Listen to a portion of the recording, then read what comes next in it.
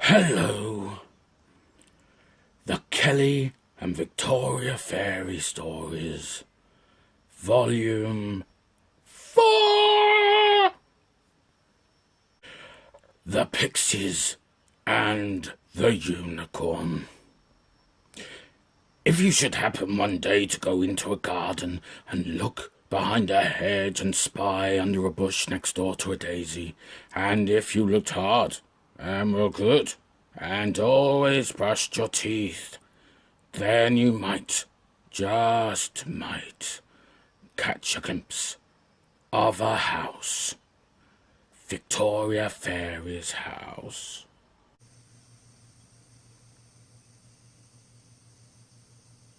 It was a bright winter's morning, and the frost sparkled and crackled underfoot in Little Wedgwood. Victoria Fairy was busy cleaning her teapot collection. It was taking a long time and had to be done very carefully, as the teapots had lots of fiddly bits on them. She had just started on one that was shaped like a whale when there was a knock at the door. "Who can that be?" sighed Victoria Fairy. "I'll never get this finished." But she smiled as she opened the door, for there was Polo in his motorcycle gear. "Hello, Victoria Fairy," said Polo. "Hello, Polo. What brings you round?" asked Victoria Fairy. "You'd best come along. Kelly told me, get Victoria Fairy round here quick. Apparently it's an emergency." "Oh, well," said Victoria Fairy. "I'll just have to finish the teapot some other time." And she pulled on her coat and scarf and locked her front door before climbing into the sidecar beside Polo. "Right," said Polo. "Let's be off. Hang on."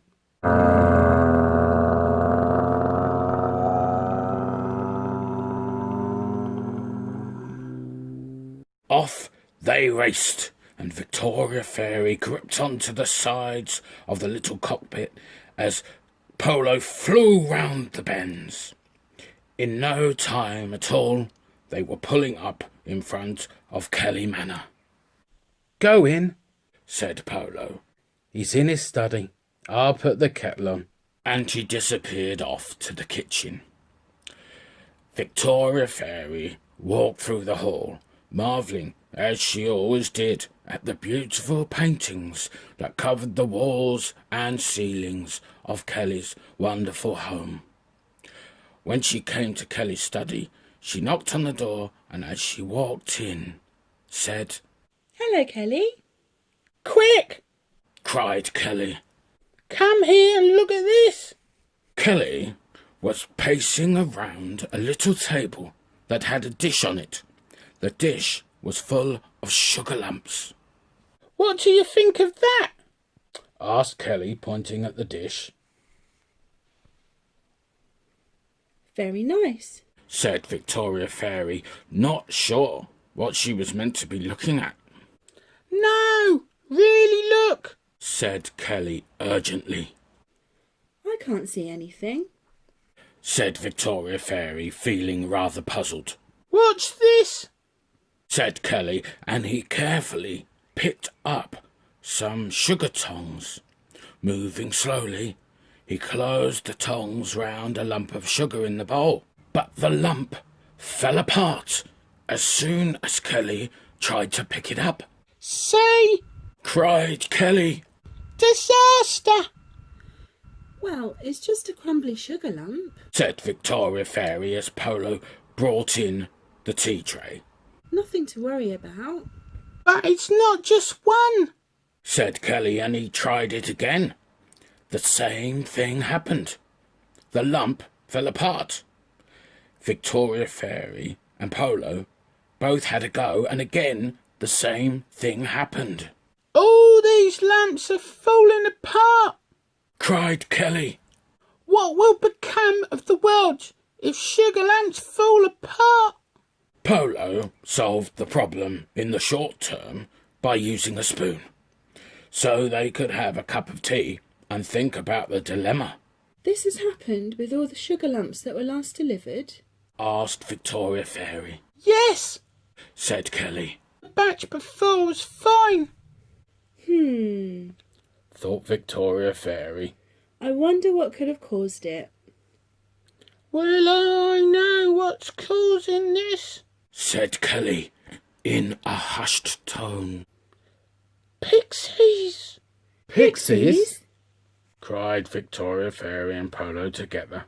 Yes, it has all the hallmarks of pixie magic, said Kelly. They are trouble, right old trouble. It's just like the pixie that muck about and the most important things in life. I didn't know pixies existed, said Victoria Fairy. Course they do, said Kelly. And they are trouble. Well, what are we to do? asked Victoria Fairy. Quick, said Kelly to Polo. Get me the sugar hotline. The what? asked Polo. Kelly sighed and walked across to a bookcase. Looking through the books, he pushed one of them and out popped a secret drawer. Inside the drawer, he pulled out a red phone. What's that? cried Polo. It's the hotline to the sugar factory, explained Kelly. I never knew we had a hotline, said Polo. This line goes straight to Wilkinson Bear, who's in charge of sugar lamps. Never told me we had a hotline, muttered Polo. Suddenly got a hotline. In a drawer. Kelly pushed a button on the phone and put it to his ear. Hello, it's Kelly on the hotline, he said. There was an answer that Victoria Fairy couldn't make out, but it sounded like Wellington. I'm coming round. We have a pixie problem. And he put down the phone. Right, said Kelly. Let's go. And he went over to his desk and pushed a button. The bust of Kelly that sat on his desk suddenly moved. The horn bent over and Kelly spoke into it. Get the train ready. I'm off to the factory. What's that? cried Polo. That's the other hotline to the station, said Kelly. The what? cried Polo. I've told you, haven't I? asked Kelly. No, you haven't, said Polo, who was getting more and more put out. Oh, said Kelly. Sorry. Polo got even more cross when Kelly pushed another button and a secret door opened. Never tell me anything, muttered Polo. Secret buttons, doors, hotlines galore. Oh, stop moaning. I forgot, that's all, said Kelly. Victoria Fairy knew that was always the problem with Kelly, who often forgot what he said 2 minutes before. Follow me then, said Kelly, and he went through a secret door. He switched on a light that revealed a spiral staircase going down beneath the house. Oh, a staircase I didn't know about as well, said Polo sarcastically, but he followed along too. Down and down they went, and Victoria Fairy began to hear a whooshing noise that got louder as they went deeper. At last the stairs stopped, and they found themselves on a platform. There, in front of them, hissing and sparkling in the light, was a beautiful steam train. On the side of the red and gold train was written, "The Unicorn," and it pulled a wonderful little red and gold carriage. A tiny bear wearing an oily hat and overalls ran up to Kelly and said, We'll have the steam up in a bit, if you'd like to get aboard, sir. Obadiah, you're meant to be cleaning the pond, said Polo crossly. Thank you, Obadiah, said Kelly, ignoring Polo. Is Stumpy all set? A tiny unicorn poked his head out of the engine and chirped. Yes, Mr. Kelly, almost there. and you're meant to be working on the website, said Polo angrily. Stumpy disappeared quickly into the train cab. Kelly, Polo and Victoria Fairy got into the carriage. It was decorated with paintings and had beautiful chairs and sofas and even china plates. It's fantastic, said Victoria Fairy with awe. Umph, said Polo crossly. It was built by my great uncle Randolph, explained Kelly. So Sugar Lumps would always get to the house on time. It goes underground to the factory, though there is a secret station that stops in town if need be. Another secret, muttered Polo. I still always get my Sugar Lumps by train, said Kelly. I thought they came by post, said a grumpy Polo. No one ever tells me anything. But he brightened up when Kelly showed him that he had a special chair in the carriage with Mr. Polo written on it. I haven't used the train myself, said Kelly. Obadiah and Stumpy just make the journey to get the Sugar Lumps. I prefer to travel with Polo, as I get lost. At that, the two friends gave each other a hug, and Polo stopped being cross. There was a noise, and Kelly pulled a tube out of the wall. Ready when you are, sir, said a voice. Off we go then, Obadiah, said Kelly into the tube. Quick as you like. Slowly the train pulled away from the station with a chuff-chuff noise, but it soon picked up speed.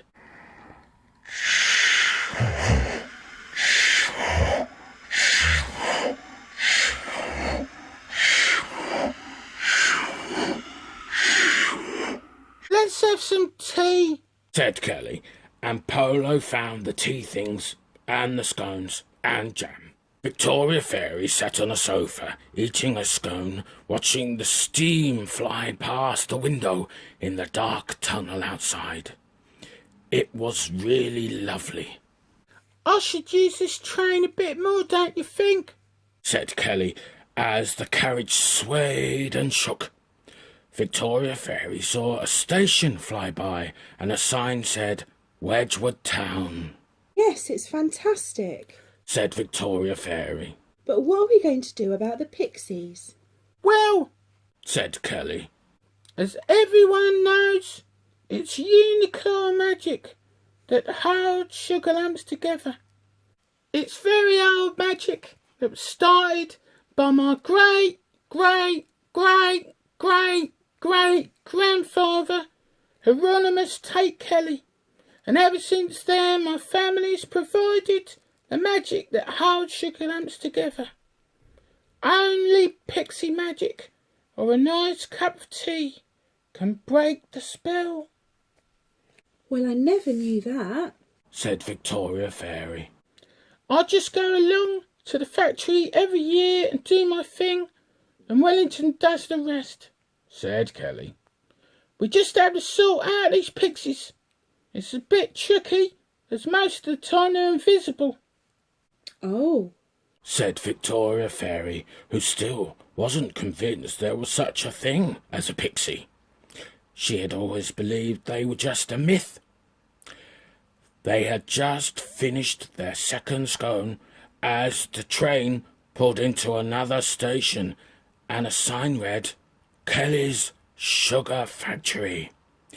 there was a whistle, and Obadiah opened the carriage door for them. Here we are, Mr. Kelly, sir. He said.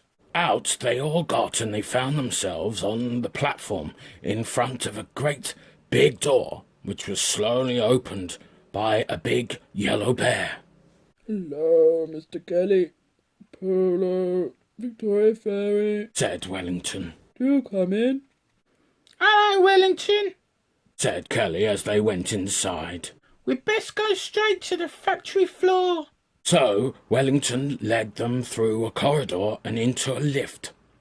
Victoria Fairy had never been to the sugar factory, but everyone in Wedgwood was familiar with the enormous building.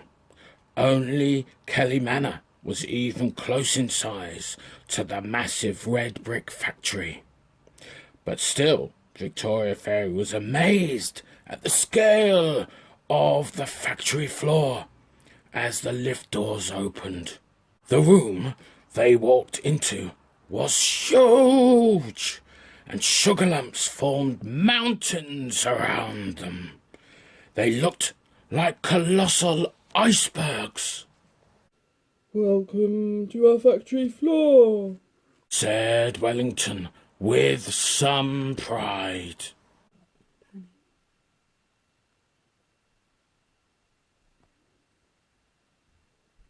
For a minute they all gaped. Victoria Fairy had never seen so many of anything before. The sugar lumps went on forever, like blades of grass in a field. Well, Said Kelly finally with a sigh. let's get to the magic box. And Wellington led them off into the enormous room amongst the hills of sugar lumps. As they walked, Victoria Fairy saw a multitude of bears working cranes and forklift trucks, moving and stacking the sugar lumps. This is just the loading section. Explained Wellington. In another room, we push the sugar together into lumps. Then we use magic. Ha! Here we are. They had arrived at a little door, and Wellington led them inside. The room was tiny compared to the factory outside, and it was empty except for a little table with a box on it. This is the magic box that holds all the sugar lumps together. Said Wellington in a hushed voice. This should sort out the problem. If you would be so kind, Mr. Kelly. With great solemnity, Kelly walked over to the box and carefully opened it. Polo and Victoria Fairy looked inside, and there, on a velvet cushion, was a horseshoe. Everyone held their breath, and Kelly waved a hoof over the box and said, Hold together, you sherbets. and he shut the lid. Was that it? Asked Victoria Fairy. Yes, Said Kelly. that should do the trick. Polo and Victoria Fairy looked at Wellington. Yes, He said, that's what he does every year. It's very powerful magic. Polo and Victoria Fairy felt strangely disappointed. But we still have to sort out the pixies. Said Wellington. Fetch me Said Kelly. the 12 bore. Wellington went off and came back with a big gun. You're not going to shoot them? Cried Victoria Fairy in alarm. Don't worry, Said Wellington. it only fires flour. And he fired the gun. There was a loud bang, and a cloud of flour covered them all. You sherbet. Said Kelly as he sneezed flour out of his nose. Sorry, Said Wellington. I got carried away. And he gingerly passed the gun to Polo. Well, don't. Said Kelly. They all patted the flour off themselves as Wellington led them back to the lift. I've installed Pixie alarms, so I know they're no longer in the building. Said Wellington. And now the sugar lumps will be fine, thanks to Mr. Kelly. Well, Said Kelly. keep up the good work, Wellington. It's a very important job you have here. Very important. He added with emphasis. Victoria Fairy knew how important Kelly thought sugar lumps were and didn't envy Wellington's responsibilities. They all waved goodbye to Wellington as they once more boarded the train, and Kelly told Stumpy and Obadiah to make for home. The train chuffed out of the station, quickly picking up speed.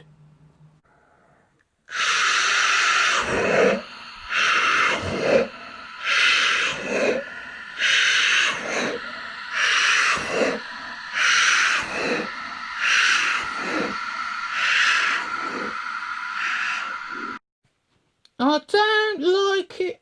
Said Kelly thoughtfully. Where are those pixies? Are you really sure they exist? Asked Victoria Fairy, but as she spoke, she heard a giggle. Suddenly, the train got faster.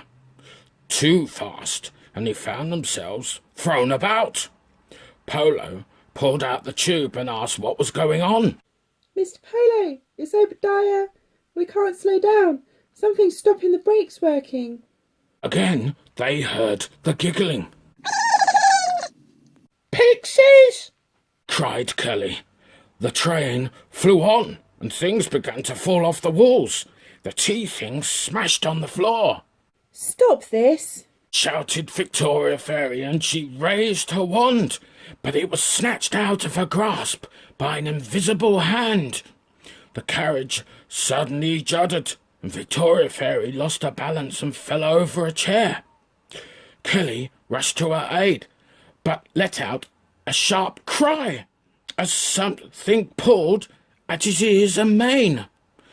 The poor unicorn squealed in pain, and his hooves went up to his poor ear. Stop that. Cried Victoria Fairy. Leave Kelly alone. There was a big bang, and suddenly everything went white.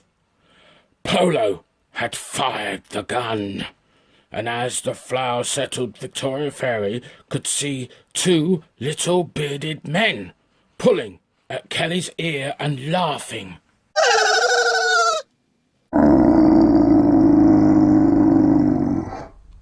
The roar made Victoria Fairy's hair stand on end, and everyone froze. It was Polo, and he was very, very angry.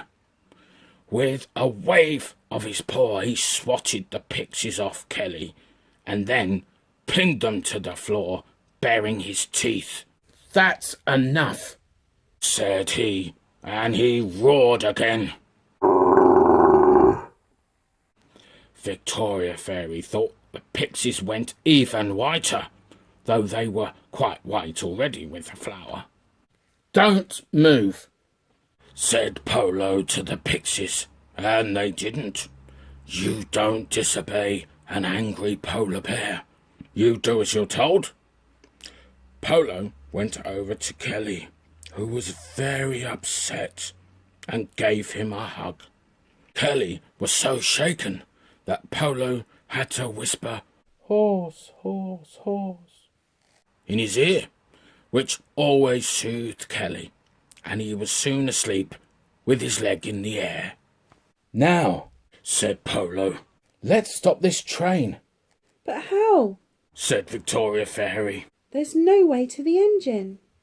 It was a tricky thing, as there were no doors at the end of the carriage, like there are in some modern trains. We'll have to climb onto the roof and get to the train that way. Said Polo. Victoria Fairy gave a gulp, but since there was no other way, she nodded, and angrily took a wand back of one of the pixies.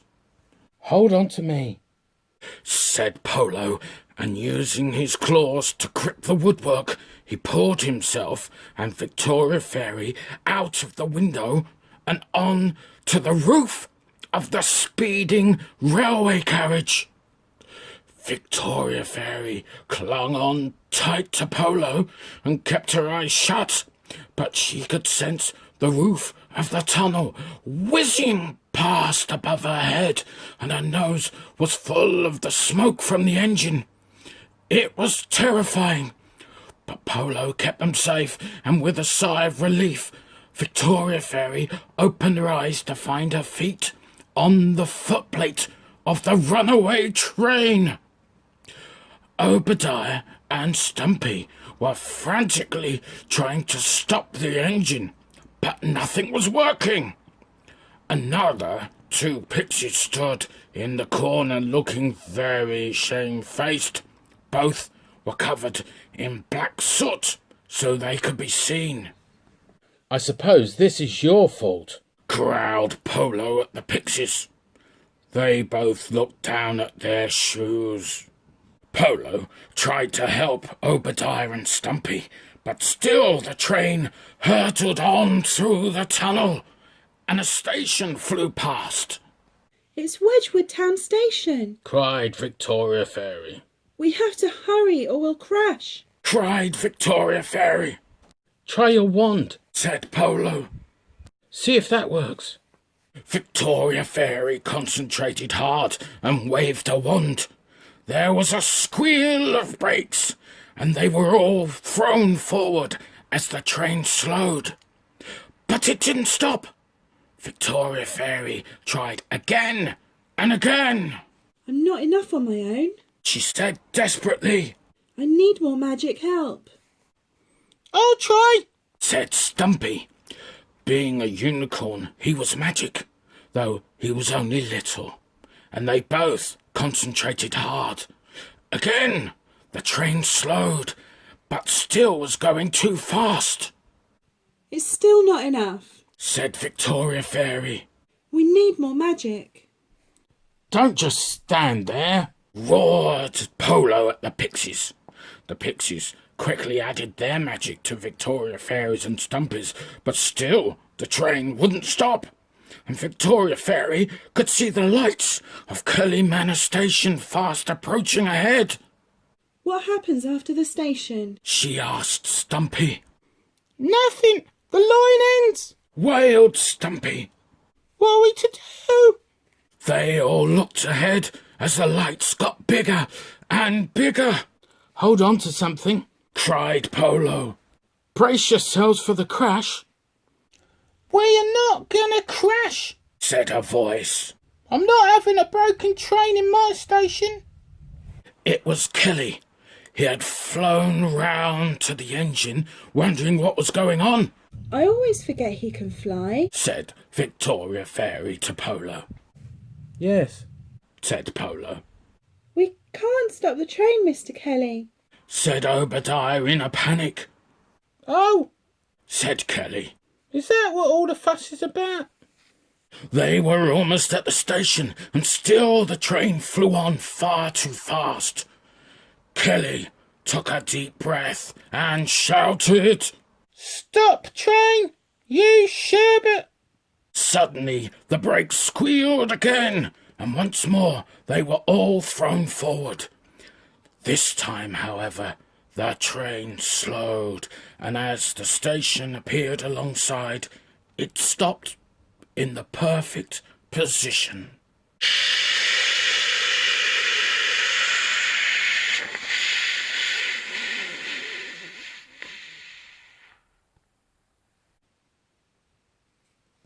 How did that happen? asked Victoria Fairy as they all sighed with relief. Oh, the train's magic, said Kelly. I thought everyone knew that. You just have to tell it firmly. Strong stuff, unicorn magic, said Polo to Victoria Fairy, and they both laughed. Hello, hello, said a voice. There on the platform was Stan, the police dog. I heard from Wellington that there's been some tomfoolery. Yes, indeed, Said Kelly. Let's be having you. Said Stan to the Pixies. Come along, quietly. Do all police dogs talk like that? Stumpy asked Kelly. I expect so. Said Kelly. What's to become of them? Victoria Fairy asked Stan as they all made their way back up the stairs. Well, they'll have to go before the beak. He said. The what? Asked Victoria Fairy. The magistrate.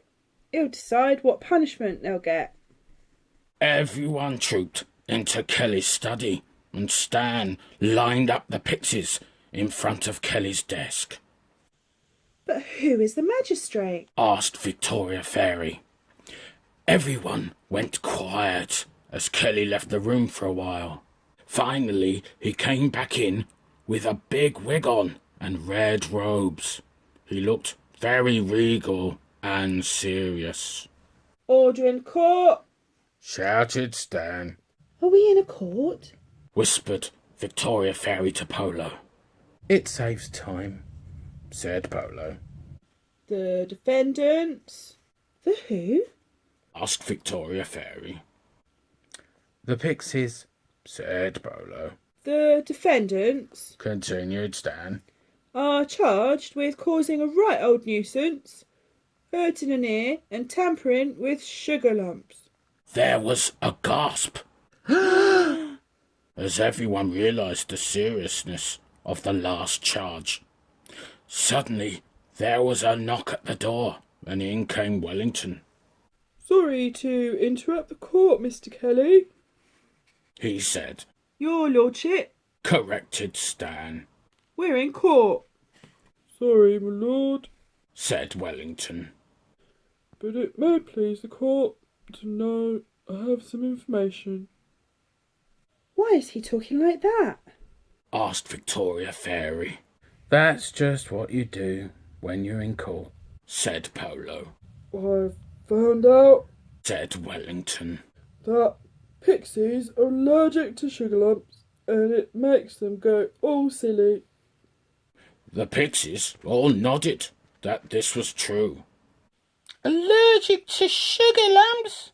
Cried Kelly. Yes, my lord. How sad. Said Kelly. That is the saddest thing I've ever heard. And he wiped a tear from his eye. Everyone waited as Kelly thought it over. Right, I've made my decision. He said. For mucking about with sugar lumps, I'll let them off. A terrible thing being allergic. Thank you, my lord. Said the Pixies. For damage to an ear, Continued Kelly. I want to hear a sorry. We're very sorry. Said the Pixies. For causing lots of trouble, I'm giving you an asbo. What's an asbo? Asked Victoria Fairy to Polo.